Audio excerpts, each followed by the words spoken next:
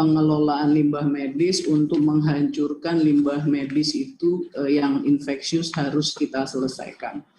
Kementerian Lingkungan Hidup dan Kehutanan atau KLHK menyebut sejauh ini pandemi COVID-19 telah mempengaruhi lingkungan, yakni adanya limbah medis.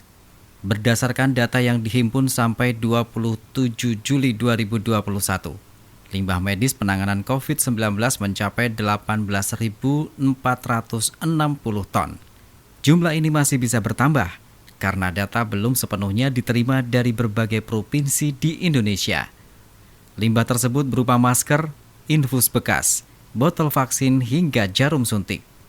KLHK terus berupaya memantau penanganan pengolahan limbah medis tersebut agar tidak menjadi masalah di kemudian hari, terlebih pada penyebaran COVID-19. Menurut data yang masuk kepada pemerintah pusat dan direkod oleh Kementerian LHK bahwa limbah medis sampai dengan tanggal 27 Juli itu berjumlah 18.460 ton.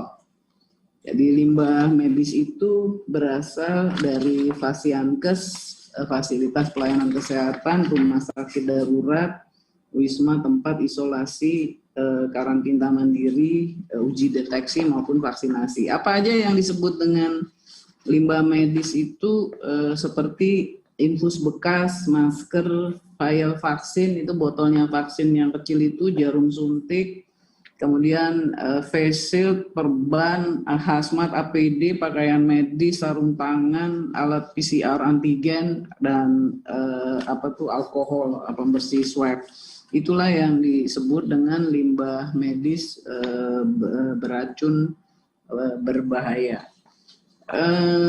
Arahan yang keluar Bapak Presiden bahwa terhadap penanganan limbah medis ini kita harus intensifkan dan harus lebih sistematis, betul-betul dilihat dari titik paling jauh di lapangannya. Jadi diperhatikan bagaimana sistem itu bekerja dari rumah sampai ke pusat-pusat pelayanan juga atau paralel sampai kepada tempat penanganannya.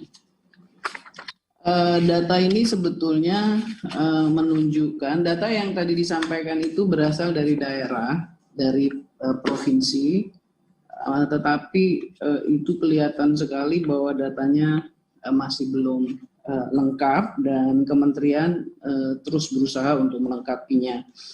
Jadi kalau perkiraannya asosiasi rumah sakit itu limbah medisnya itu besar sekali, bisa mencapai 383 kilogram per hari, 383 ton per hari. Memang fasilitas untuk kapasitas pengelola limbah B3 medis itu cukup, angkanya 493 ton per hari, tetapi persoalannya bahwa ini terkonsentrasi di Pulau Jawa. Jadi arahan Bapak Presiden tadi supaya semua instrumen untuk.